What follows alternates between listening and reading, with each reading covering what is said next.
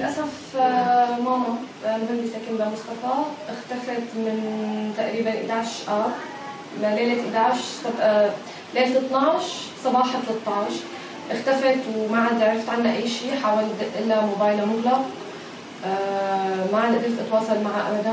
اتصلت بكل الأشخاص اللي كانت عم بتواصل معهم، قالوا لي إنه فعلا هن بعد يوم 11 ما عاد حكوا معهم. يعني بعدين بعد 3 أيام بيجيني اتصال من موبايلها بتقول لي انه انا تعبانه، لازمني دواء، لازمني عمليه، وبدي اياكي ترجعي ضروري على سوريا. مع انه ماما كانت كثير عم بتصر علي انه اطلع من البلد، بقى مستحيل تطلب مني هيك شيء يعني. طب مين تتوقع يكون خطأ انك؟ هل الامن ام من الموالين للنظام؟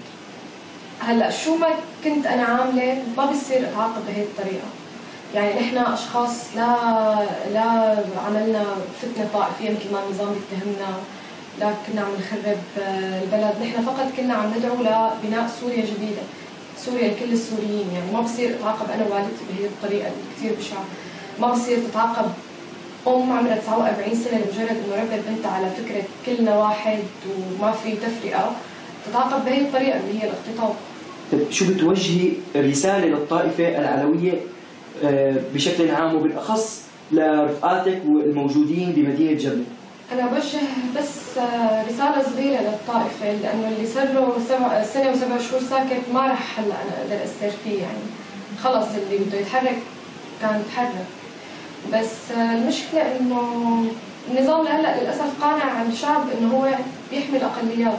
يعني أنت كيف مقتنع إنه هذا النظام عم يحمي الأقليات وفي والدة عمرها 49 سنة مخطوفة، إنه اختفت تماما؟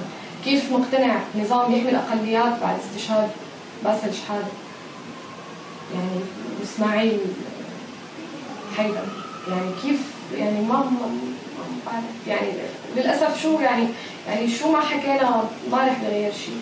بس بتمنى الشعب يضل محافظ على وحدته.